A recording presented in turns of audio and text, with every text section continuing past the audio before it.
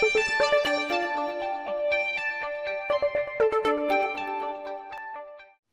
hi, and welcome to Political Quickie, your political show that subjectively discusses current affairs in South Africa and all around the world.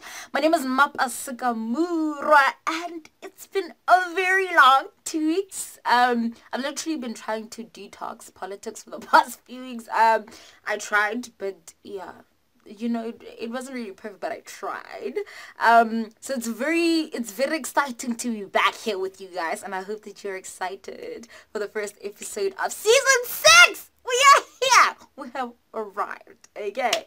So let's get straight into it. Senior pastor at Jesus Dominion International, Tim Omotoso, is currently on trial for human trafficking, rape, and racketeering. Now, the 60-year-old telepastor has been accused of grooming young girls with the promise of music careers. Now, we've seen a very powerful young woman, Cheryl Zondi, testify at his trial about her ordeal, the rape that she suffered at the hands of this man. We also await the testimonies of the famous Idol's twins.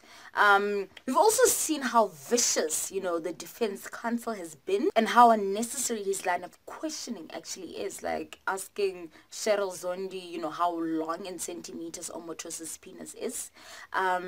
And how patronizing and borderline racist has been, telling her actually that she's well-spoken and she speaks good English. Defense counsel today asked Judge Mandela Makaula to recuse himself because he has been, overly sympathetic. Yeah. By wishing Cheryl Zondi well with her exams, and by saying that her testimony is not about herself, but it's about justice. I've actually seen his show in passing, and I always thought it was pretty cool how he had like an all-female worship team and they dressed really nice. But little did we know the real disgusting relationship he had with them, I saw a picture of him in court dressed like the pimp named Slickback. And I think that's when I realized, apart from the fact that I was beyond repulsed, it's when I realized how, the court of public opinion has already convicted this guy. Like, according to the rest of us, this guy is guilty. Like, we're just watching the trial. But then there is this faction, right? This support system that he has, this entourage, especially, a large number of women supporting him. And, on social media and outside the courtroom. A lot of people are shook, like, how could women support this guy, How could they not understand sexual abuse and sexual assault? But I am not shook at all, because it's actually patriarchy. The saying goes, behind every successful man is a woman, right? This guy was once successful. He still is in the eyes of these women. So why would you guys be shook that all of a sudden, now that he is bad to the rest of us, he would be bad in their eyes? Women are encouraged to be, support systems and support structures, especially to men. So it's actually not shocking that a group of women would actually be the one that are rallying behind him, even though, he's being accused of rape and human trafficking. But I think it's actually deeper than just patriarchy. There's something about religion and submission. I actually have my own cult-like story to tell.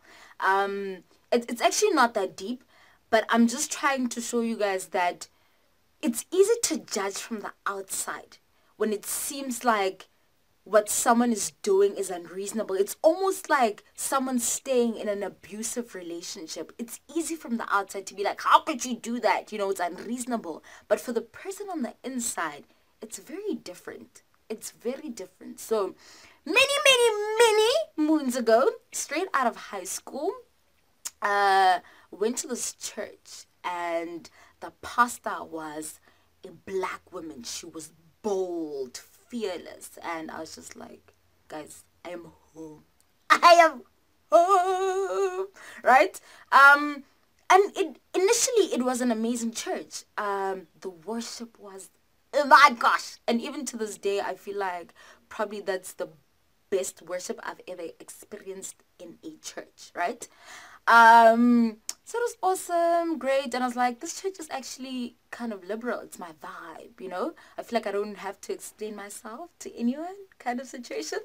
But then as time went by, you know, the rules just kept on coming. There was rule upon rule upon rule. Like at first we weren't allowed to use WhatsApp, and I was like, okay, not a big deal. Then we weren't allowed to listen to circular music, and I was like, okay, all right. Then we weren't allowed to date, which was like, kind of makes sense, you know. Then we weren't allowed to have friends of the opposite sex, and I was like, I was a bit freaked out, like, okay, all right, you know. At that moment when, you know, you've got like a church family and this amazing pastor, for me, I like every time I see a black woman who's bold and fearless, I'm just like, you know what I mean? Like I'm in awe, and I become maybe like a little puppy type of situation. Maybe because I was raised by two really, really strong women. So I guess I feel safe in the presence of black strong women. So the turning point of that situation was when, so the rule was you're not allowed to date, yes, but if you liked someone in the church, you go and you speak to the bishop. She was, or still is, a bishop. And then she will communicate on your behalf to that person.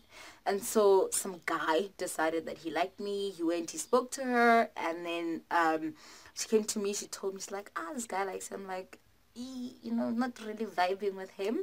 And so she's like, okay, cool, I'm going to pray and I'm going to tell you if this is your husband. I know, right? I know. It sounds ridiculous now, but at the time, I was just like, okay, cool. So she was like, okay, cool. She came back. She's like, no, this guy, he's your husband. And I'm like, oh, okay, right? I was freaked out. She's like, okay, let me see, you know, where this situation will go. So we were in a courtship, and we were only allowed to shake hands and phone calls. So other than that, there was like no contact. And I guess, you know, I am a person who is defiant. I am bold. I am dominant. Hence the show. Those are the qualities and the characteristics that actually make this show. My mom actually says it's Mapasika's way or the highway. That's how deep it is. And I guess my turning point was when I felt like I was losing those characteristics. I question things. I'm constantly questioning things. At school, my teachers would say to me that I like making things difficult because I would question the textbook, and I'm like, I want to know how this guy arrived at this conclusion. He might actually be wrong, type of situation. So I felt like I was losing that, and that was my turning point. And so I went to her, I was like, ish. And this guy was, oh my gosh, a great guy, right? But like, what human in their right mind, you might ask, would allow someone else to tell them that this is your husband? I can't answer that, I cannot answer that. So then I was like, no, actually, you know, I'm not vibing with him and I'm not feeling this whole situation. And she says to me, cool, you know, just come back to church, because at the time I was actually staying away from church because of that whole situation. And she's like, no, girl, come back to church. It's no big deal. It's fine. You know, we can just continue as per usual. And that was another thing that was like, wait, but you were so confident that this guy is apparently my husband, which I think she didn't mean like you have to get married now. She's like, you know, in future, in future, but still.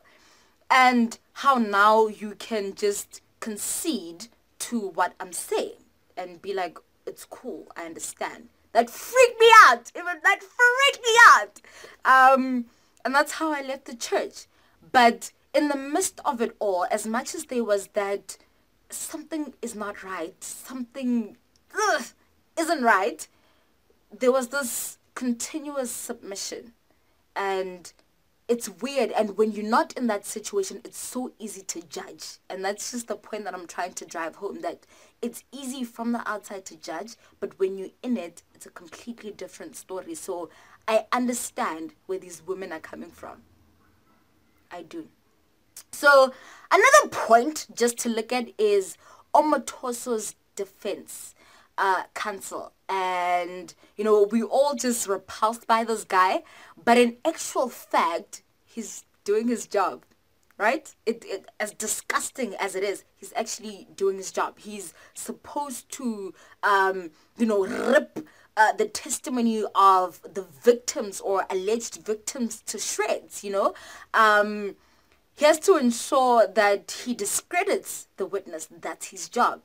And looking at this guy, actually, just looking at his face, you can see how he looks like he actually can't live with himself. He's merely surviving. And this is also another reason why defense attorneys and advocates are actually drunkards, because they have to defend people like Tim Omotoso.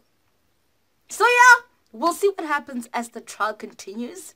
But I'm confident that this guy is going to prison. I'm confident. Yeah. So this has been, a political quickie of recounting. I love you guys. You're awesome. I see you. All 240 subscribers of you. Yes. You guys are awesome. I love you. It's so good to be back. Using talents to serve humanity, and I will see you on Wednesday. Goodbye.